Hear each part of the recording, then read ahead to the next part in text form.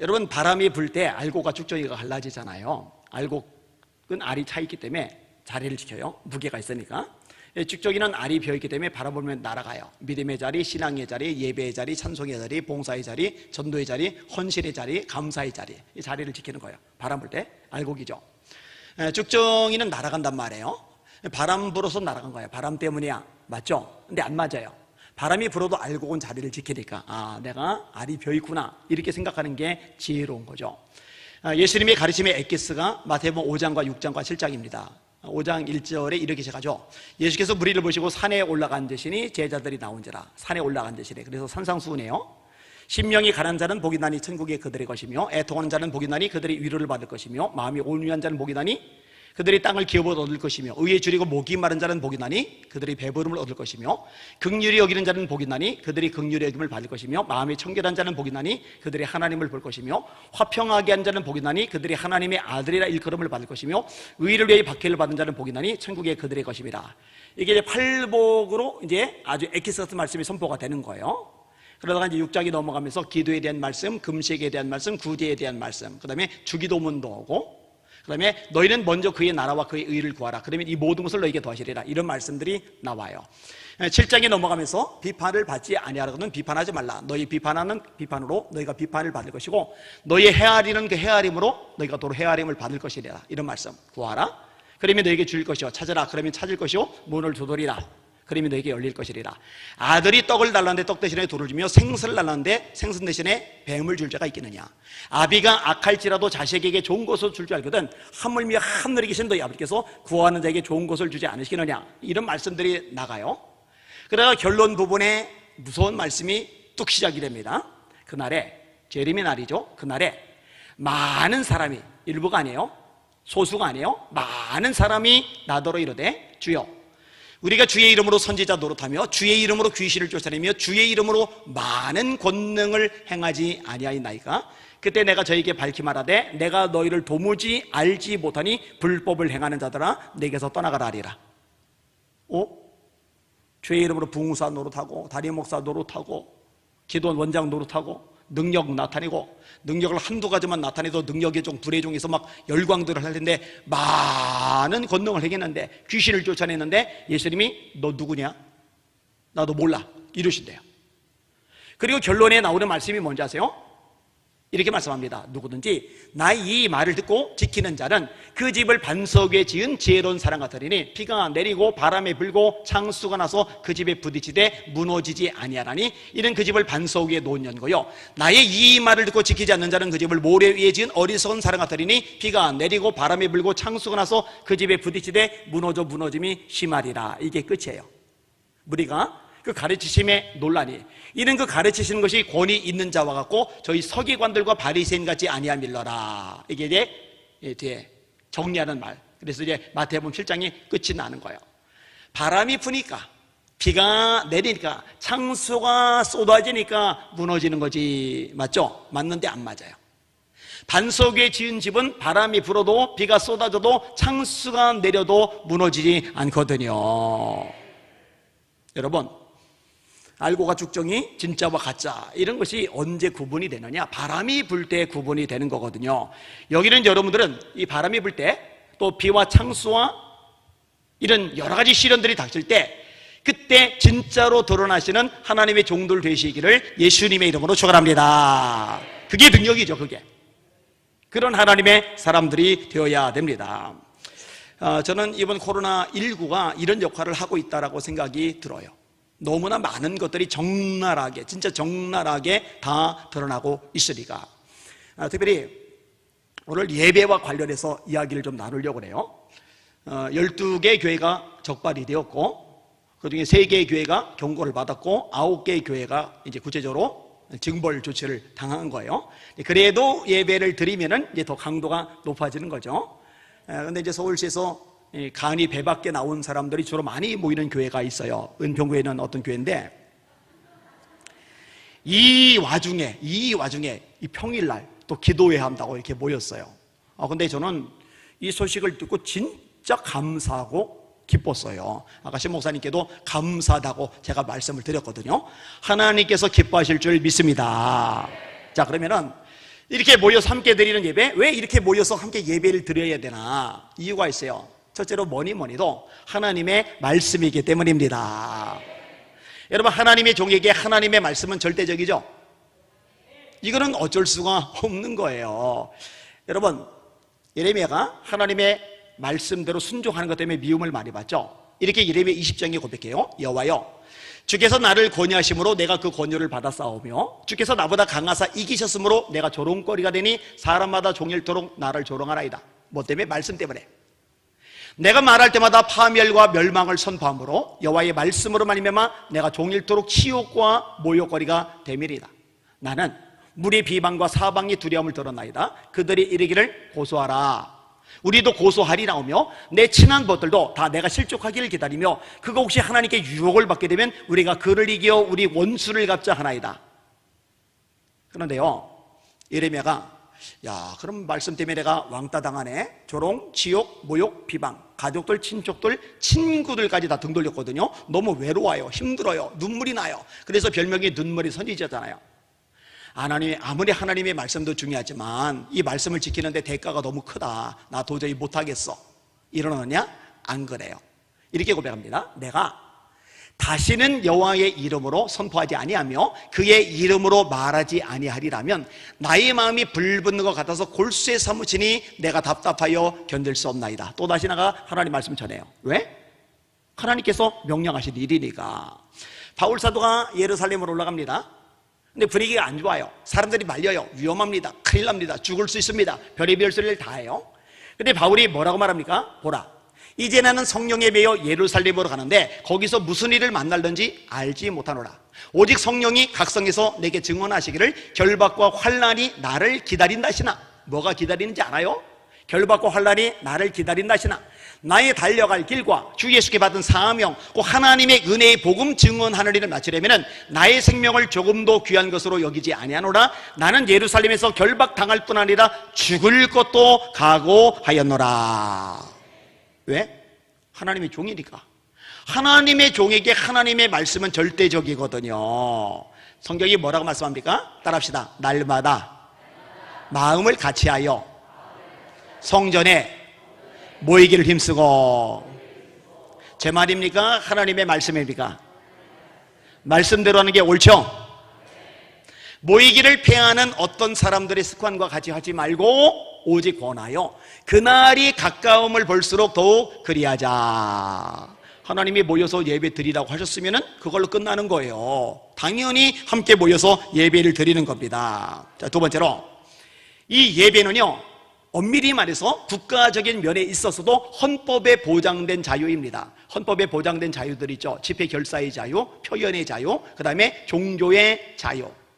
방역법은 헌법 아래에 있는 하위 법안입니다. 하위 법안. 그러니까 이 상위법에 의해서 모든 것들이 조절이 되어야 돼요. 그래서 미국 같은데 민주당 주지사들이 예배 인원을 제한을 했어요. 이게 소송에 걸렸어요. 최상위 법원인 연방대법원에서 뭐라고 판결 내리느냐, 코로나19 방역보다 종교 활동이 우선한다. 수정헌법 1조에 의한 것이다.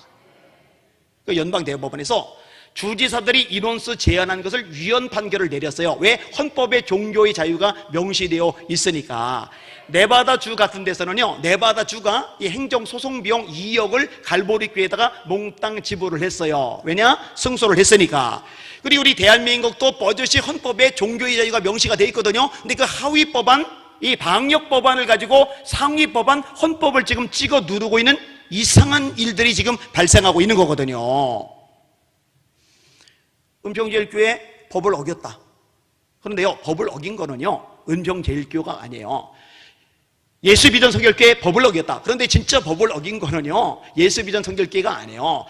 더불어민주당이, 그리고 문재인 정권이 헌법을 지금 위배하고 있는 거예요. 불법은 자기들이 저지르고 있는 거예요. 근데 거꾸로 뒤집어 씌우고 있는 거죠. 여러분, 애초에 예배를 건드릴 때 교계가 똑바로 반응을 했어야 돼요. 목소리를 높였어야 돼요. 사실은요, 집권 여당 쪽에서도요, 고심했답니다. 이거 교회 예배까지 건드렸다가 훅 폭풍 맞는다. 진짜 박살난다. 그래서 살짝 건드려봤는데 너무너무 고분고분한 거예요. 그 다음부터는 강도를 높이고 이제는 멋대로 늘렸다 줄였다. 20%만 늘려라, 30%만 늘려라, 20명만 늘려라, 다시 10%만 늘려라. 그리고 다시 이제는 전면 비대면해라. 이때 중심에 있었던 교계 지도자들, 죄송합니다, 회개해야 됩니다. 진짜 하나님께 큰 죄를 저질렀어요. 한국의 성도들에게 정말 큰 잘못을 저질렀어요. 예배를 드리고 싶은데, 기도하고 싶은데, 찬양하고 싶은데, 말씀 듣고 싶은데 예배당에 못 가는 것 때문에 피 눈물 흘리는 성도들이 얼마나 많은지 모르거든요. 그러다 어떻게 책임을 질까요? 하나님 앞에 책망받을 겁니다. 세 번째로, 이렇게 모여서 예배 드려야 되는 또 하나 이유가 있는데, 이 예배 현재 금지는요, 형평성에 위배됩니다. 자, 4단계로 격상을 시켰어요. 근데 4단계로 격상시키면서 달라진 것들이 뭐가 있느냐? 저녁에 4명까지 식당 갈 수 있었는데 이제 2명. 요거 달라졌죠. 그 다음에 시간 제한, 요거 좀 달라졌죠. 그 외에는 거의 엇비슷합니다. 뭐 헬스장에서 6km 이하로만 뛰어라. 요거는 이제 영국 교수에서 조롱거리가 되었었죠. 생각을 해봐요. 어떤 사람은 체력이 좋고 폐활량이 커서 7km, 8km 뛰어도 아무렇지는 않아요. 근데 어떤 사람은 폐활량이 작고 체력이 약해서 5km만 뛰어도 기침하면서 이게 뭔가 뿜어져 나올 수가 있어요. 이걸 6km로 할 수가 없는 거예요.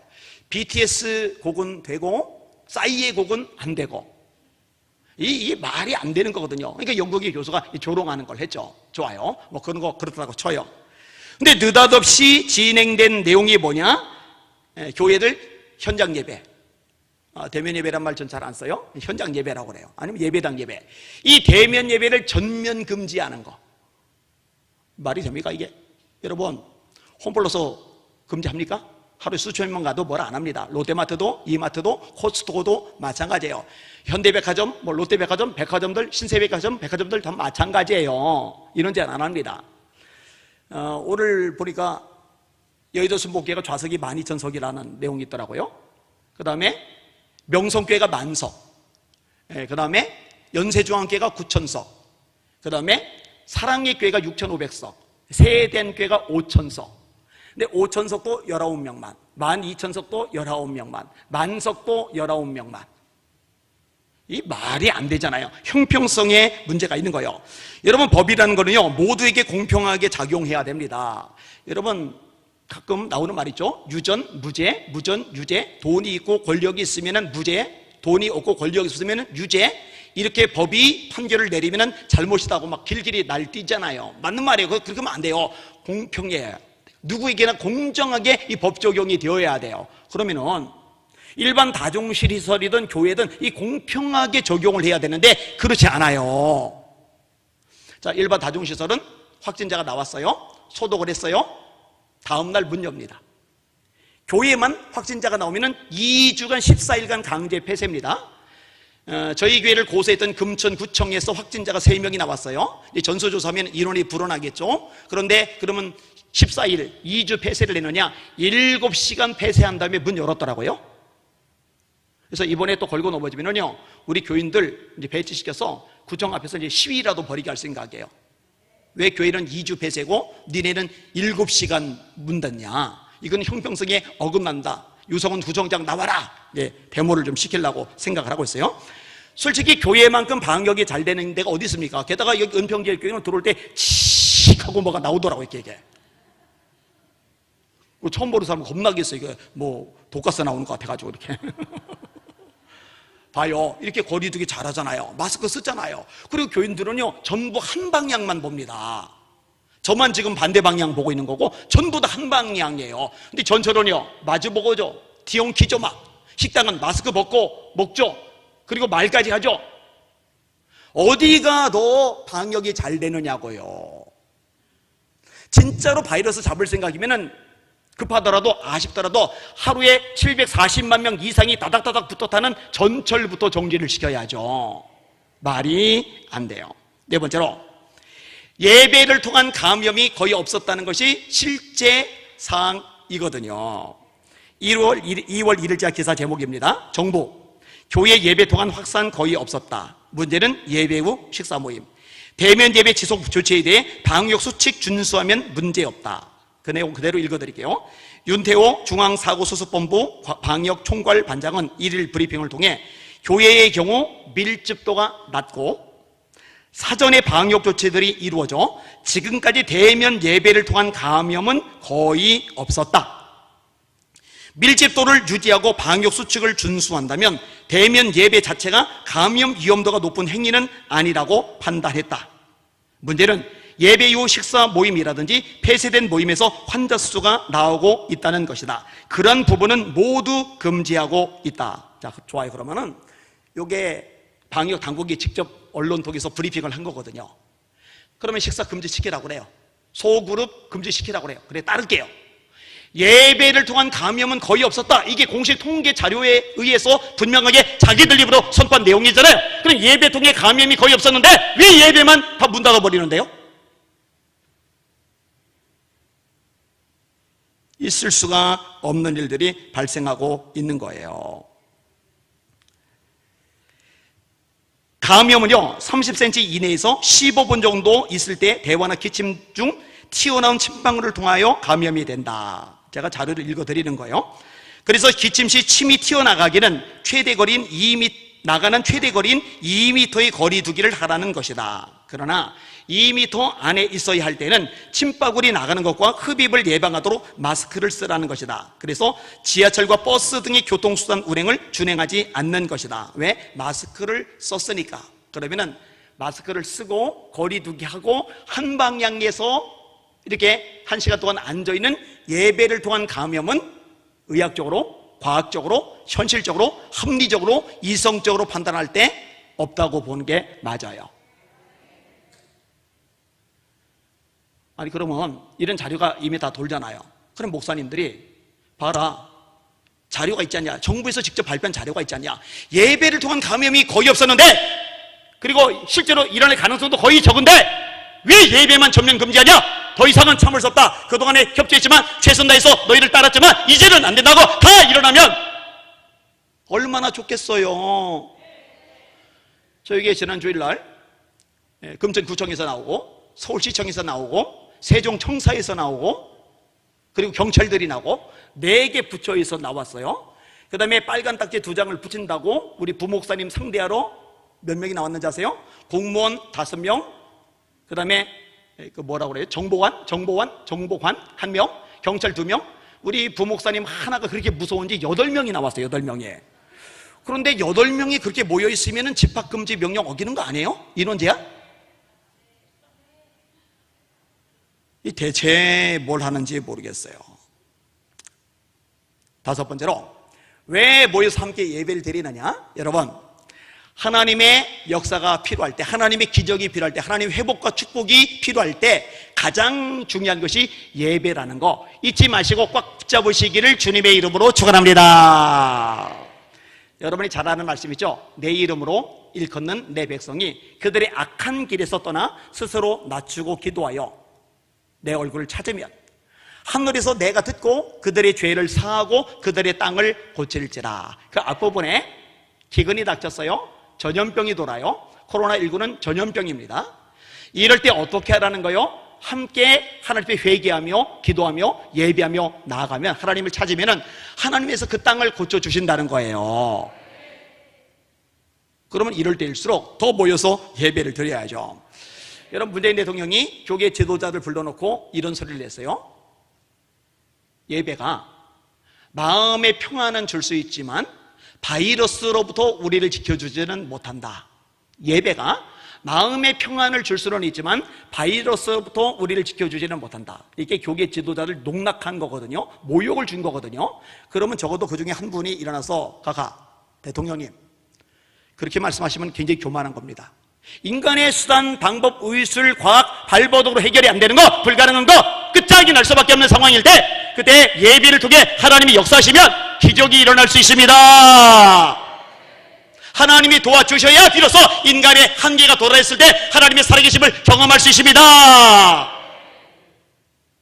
듣고 안 듣고는 본인 몫이고 적어도 하나님의 종이라면 하나님의 말씀에 입각해서 담대하게 하나님의 말씀의 원리, 영적인 원리를 그 앞에서 선포할 수 있어야죠. 꿀먹은 보니처럼 이러고 넥타이 받고 들어와요. 이거는 아니에요. 이거는 아니에요. 여호사밧 왕 때 세 나라가 쳐들어왔어요. 여러분, 이스라엘은 12지파라 되어 있죠. 르벤, 레위, 시몬, 유다, 이사갈, 스불론, 갓, 아셀, 단, 납달리, 요셉, 베냐민. 그 중에 레위가 제사장 섬기는 지파로 빠져요. 성막에서 성전에서 일하는 지파로 빠져요. 요셉의 두 아들인 에브라임과 므낫세가 12지파에 합류를 합니다. 나중에 남유다와 북이스라엘이 쪼개져요. 솔로몬의 죄 때문입니다. 북이스라엘은 10개 지파, 남유다는 유다와 베냐민. 너무 적어요. 이 전체도 원래 안 큰 나라인데 6대1로 쪼개진 거예요. 6대1로. 그러니까 남유다는 너무 조그만 거예요. 그 남유다의 왕이 여호사밧이란 말이에요. 근데 세 나라 모압, 암몬, 마온 쳐들어온 거예요. 나라 이제 망한 거죠. 미국이 도와주지 않는 상황에서 일본이, 중국이, 러시아가 연합해서 대한민국을 쳐들어온다. 그럼 끝나는 거잖아요. 중국 하나 감당하기도 쉽지가 않은데, 이때 여호사밧이 너희들 빨리 무기 준비해라. 그리고 배부르게 먹어라. 여자들 아이들 위험하니까 빨리 도피시켜라. 이러질 않아요. 다 한자리에 모이게 해요. 군인들도 모이고 노인들도 모이고 여자들도 모이고 애기들도 모이고 모여서 뭘 하느냐? 금식하면서 기도하는 거예요. 함께 예배를 드리는 거예요. 떼죽음 당하기 딱 좋죠. 근데 하나님이 그 예배를 받으시니까 어떤 일이 발생을 합니까? 이 모압과 암몬은 롯의 후예들이에요. 친해요. 이 둘이 연합해서 이 마온과 싸우는 거예요. 내분이 벌어진 거예요. 그 질이 멸절을 해버려요. 그러더니 모압과 암몬이 자기들끼리 싸워요. 그러더니 질이 멸절해버려요. 찬양을 부르고 있는데 자기들끼리 다 죽어 나빠졌어요. 여러분, 한국교회가 이렇게 모압, 암몬, 모압 이게 강력한 막 세력들의 우겨 싸움을 당할 때 그러든 말든 우리는 예배에 목숨을 건다. 떼죽음을 당하더라도, 불이익을 당하더라도, 공격을 당하더라도, 폐쇄를 당하더라도 우리는 예배 포기할 수 없다. 그러면 하나님이 역사하셔서 대적들 벌써 무너뜨려 버리셨을 겁니다. 믿으시면 아멘. 인정하시면 아멘. 아까 읽은 본문의 내용도 마찬가지예요. 미스바의 백성들이 모인 거예요. 아니, 그런데 블레셋이 대구를 거느리고 쳐들어왔어요. 이 급한 와중에 야 빨리 무기 준비해, 야 빨리 외국의 원조 요청해, 야 빨리 여자들 아이들 피시시켜, 이래야 되는데 사무엘이 글쎄 그 백성들과 함께 온전한 번제를 드려요. 예배를 드리고 있어요. 그 급한 순간에. 아니, 그때가 예배 드릴 때예요. 예배가 마음의 평안은 줄 수 있지만 전쟁으로부터 우리를 지켜주지는 못한다, 이렇게 생각할 수 있잖아요. 근데 사무엘은 생각이 달라요. 예배가 전쟁으로부터 우리를 지켜주는 진짜 능력이다. 하나님이 그 예배를 받으시니까 기적이 발생해요. 우레가 말해요. 천둥번개가 번쩍번쩍 치는데 블레셋 사람들에게만 혼란이 일어나면서 전쟁에 대승리를 거둬요. 그래서 에베네셀, 도배들, 하나님이 여기까지 우리를 도우셨다라는 말이 나와요. 여러분 잘 들으세요. 한국교회가 예배에 목숨을 걸기 시작할 때 하나님이 기적을 행하실 것입니다. 너무 중요한 거를 놓쳤어요. 이러면 안 돼요. 마지막 하나만 더 생각해 봅시다. 여러분, 왜 모여서 예배 드리느냐? 사람 두려워하지 말고 하나님만 두려워해야 되기 때문입니다. 예수님이 뭐라 하세요? 몸은 죽여도 영혼은 능히 멸하지 못하는 사람을 두려워하지 말고 오직 너희 몸과 영혼을 능히 지옥에 멸하실 수 있는 그를 두려워해라. 참새 2마리가 한 아사리온에 팔리지 않느냐? 그러나 너희 하늘 아버지께서 허락하지 아니하시면 그 하나라도 땅에 떨어지지 아니하리라. 너희는 너희 머리털까지 세신 바 되었나니 두려워하지 말라. 너희는 많은 참새보다 귀하리라.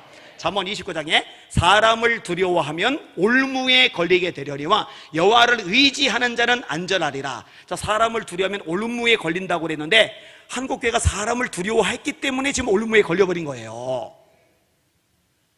사람 권력 두려워하지 말았어야 돼요. 하나님만을 두려워했어야 됩니다. 근데 저는 지금도 늦지 않다고 생각해요.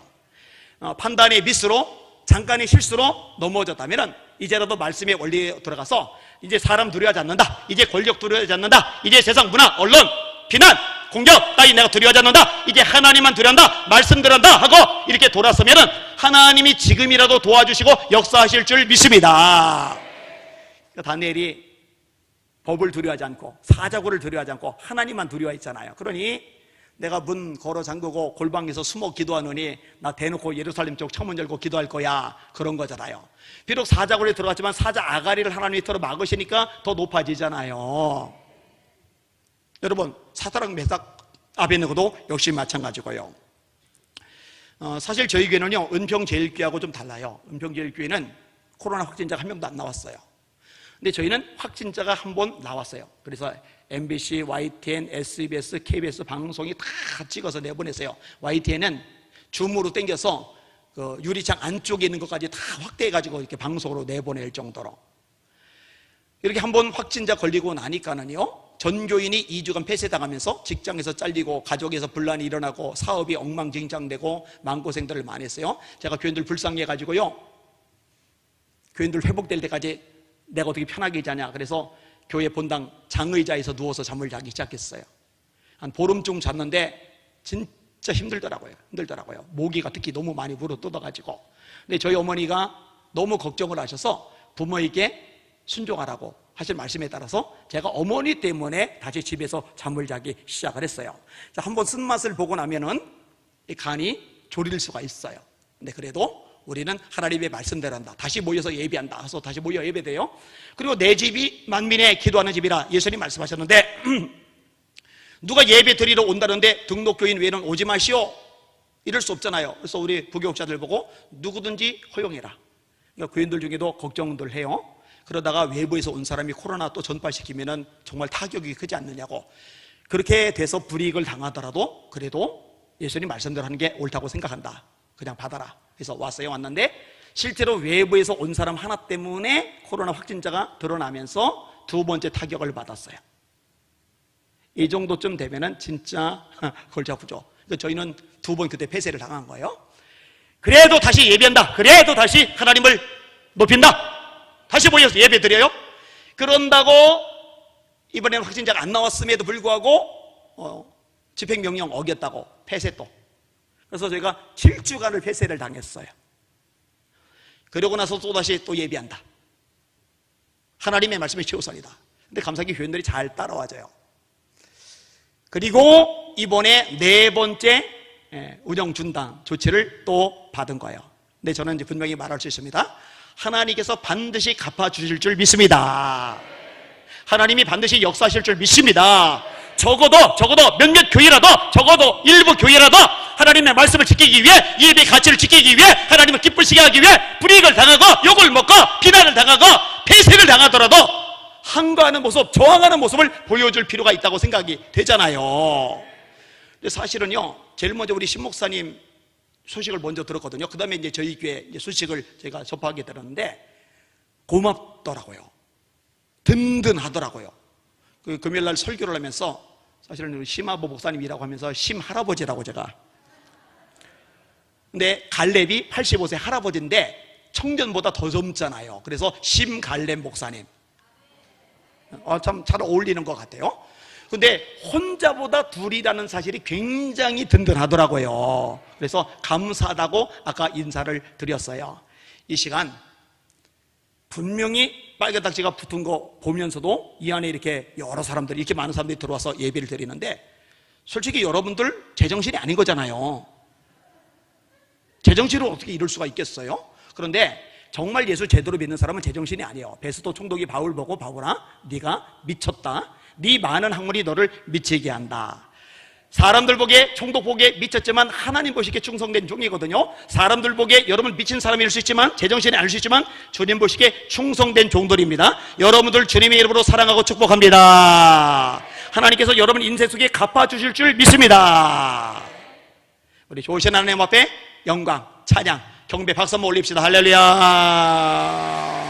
아멘, 아멘.